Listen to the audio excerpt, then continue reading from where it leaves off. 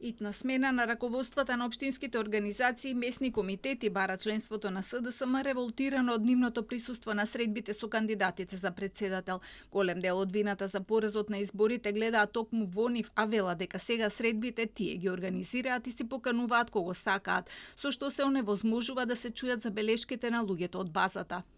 Прекинете ја итно оваа лакрдија од избори за претседател на СДСМ, господа. Од ова ништо не бива. Ова е само лажење на паметот и поигрување со чувствата на членството, кое е идеолошки врзано за партијата.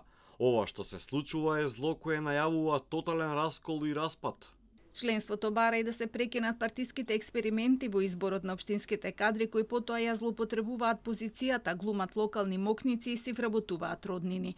Во меѓувреме, четворицата кандидати за претседател имаат поединечни средби со членството низ цела Македонија, а ќе имаат и 8 соочувања. Кандидатот Деспотовски води кампањи на Facebook, порачувајќи да не се дозволи да продолжи практиката од 2021 година, да се наметнуваат готови решенија без дебата.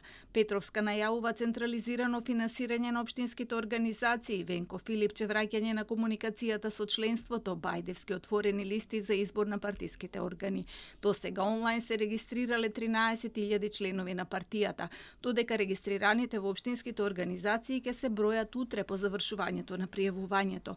Партиските избори ќе се одржат следниот викенд на 30 јуни.